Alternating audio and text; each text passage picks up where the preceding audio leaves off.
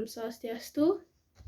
Perkenalkan, nama saya Niputu Diandi Pangkarina Yuandari. Saya dari kelas 11 MIPA 8, nomor absen 33. Hari ini saya akan membuat video yang diberikan oleh Pak Skalima, yaitu mengenai pemahaman saya tentang teks prosedur dan juga tugas-tugas yang telah diberikan kemarin. Untuk pemahaman saya tentang teks prosedur, apa itu teks prosedur? Teks prosedur adalah teks yang berisikan langkah-langkah untuk mencapai suatu tujuan. Misalnya seperti contoh cara membuat nasi goreng ataupun yang lainnya. Kemudian struktur dari teks prosedur yaitu adalah pendahuluan, kemudian ada judul. Yang pertama itu judul, mohon maaf. Yang pertama judul, kemudian pendahuluan, kemudian alat dan bahan, kemudian ada tujuannya, kemudian ada langkah-langkahnya. Nah, untuk judul itu misalnya seperti contoh bagaimana cara membuat donat, kemudian bagaimana cara membuat mie goreng misalnya, seperti itu. Kemudian ada pendahuluan. Pendahuluan itu misalnya seperti ini. Nasi goreng merupakan makanan khas dari Indonesia. Nah, seperti itu. Kemudian ada alat dan bahan, misalnya contoh alat-alatnya itu ada mixer misalnya, kemudian penggorengan, kompor, sendok, dan lain sebagainya. Kemudian bahan-bahannya bisa contohnya itu seperti 2 piring nasi atau yang lainnya, baik itu bahan-bahannya bisa berasal dari sayuran ataupun bumbu-bumbu yang lainnya. Kemudian untuk tujuannya itu misalnya kenapa kok kita menggunakan atau mengikuti dari isi teks ini, misalnya ingin membuat nasi goreng, tujuannya agar bisa membuat nasi goreng yang enak dan lezat. Nah, misalnya seperti itu. Kemudian langkah-langkahnya, step by stepnya, bisa misalnya contoh masukkan nasi ke dalam penggorengan, kemudian tambahkan cabai, bawang putih, dan bawang merah. Nah, seperti itu. Kemudian di teks prosedur itu ada seperti kaidah kebahasaan yang sudah dijelaskan di LKS. Itu ada kalimat imperatif, kemudian ada kalimat deklaratif dan interrogatif. Kalimat interrogatif itu merupakan kalimat tanya, kemudian kalimat deklaratif itu merupakan kalimat misalnya contoh nasi merupakan makanan pokok Indonesia. Nah, itu seperti biasanya ada kalimat deklaratif itu berada di pendahuluan. Kemudian imperatif itu seperti kalimat perintah. Misalnya haluskan bawang putih dan bawang merah. Nah, seperti itu. Kemudian untuk tugas-tugas yang diberikan kemarin saya sudah membuatnya.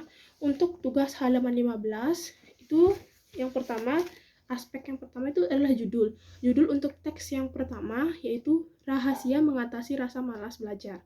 Kemudian untuk teks kedua itu adalah 9 langkah mengembangkan sikap positif.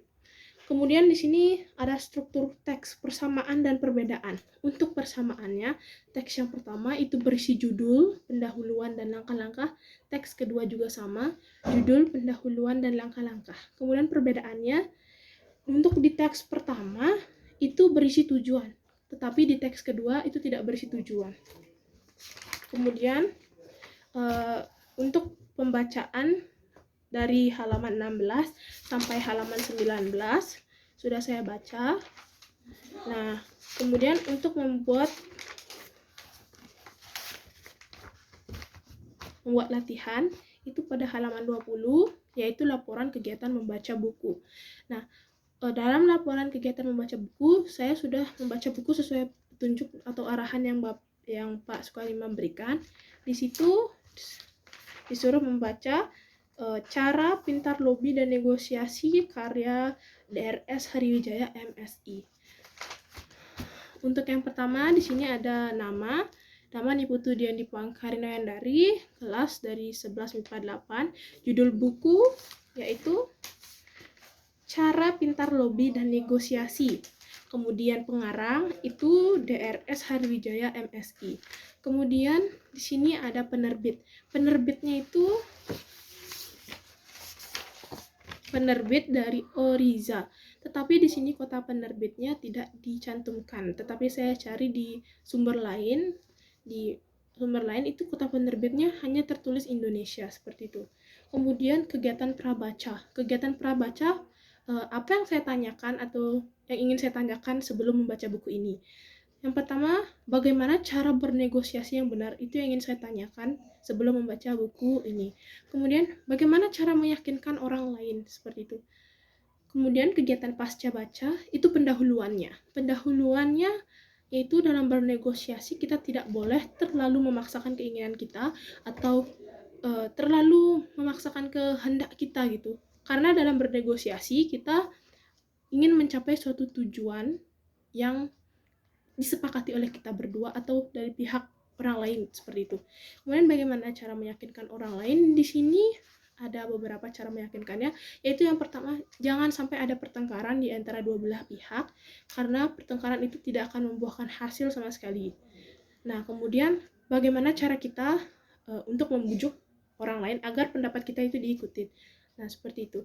Kemudian selain membaca buku yang sudah Bapak sarankan, yang sudah Bapak bilang, itu di halaman yang dari halaman 17 sampai 18 itu hanya kutipan sedikit dari buku Cara Pintar Lobby dan Negosiasi karya DRS Hariwijaya MSI. Nah, kemudian sebagai referensi lain, saya juga membaca buku Roda Kehidupan. Ini buku sendiri, buku dari bapak saya baca. Roda Kehidupan yang dikarang atau karya dari IGD Aryase. Penerbitnya yaitu adalah Pustaka Ekspresi. Kota terbitnya yaitu Banjar Lodalang, Desa Kukuh, Kecamatan Marge, Tabanan, Bali. Nah, sebelum saya membaca buku ini, saya memiliki pertanyaan, apakah benar ada yang namanya kebesaran Tuhan? Kemudian yang kedua, apa itu kekuatan doa? Seperti itu. Kemudian kegiatan pasca baca, yaitu untuk pendahuluannya di sini saya menyimpulkan bahwa buku-buku ini terinspirasi dari momen-momen penting dari kehidupan Bapak IGD Aryase dalam masa atau dalam tahun 1991 sampai dengan 2017. Jadi semua momen-momen pengalaman-pengalaman itu dituangkan dalam suatu buku, yaitu buku Roda Kehidupan ini. Kemudian pengertiannya. Dalam buku ini saya artikan bahwa banyak sekali yang bisa saya ambil dari buku ini. Misalnya, kesabaran itu pasti akan berbuah manis. Kemudian, kekuatan doa itu sangatlah besar. Apabila kita tidak berdoa, hanya bekerja keras saja, itu tidak akan ada hasil ya. Kemudian, percaya kepada Tuhan itu sangat-sangatlah bagus misalnya. Misalnya kita ingin sesuatu tapi kita tidak percaya pada Tuhan, itu kan tidak mungkin ya kan. Kemudian, percaya terhadap Tuhan dan berdoa dan juga sabar, berusaha keras, pasti tercapai. Sekian yang bisa saya sampaikan. Saya akhiri dengan Paramasanti. Om Santi Santi Santi Om. Terima kasih.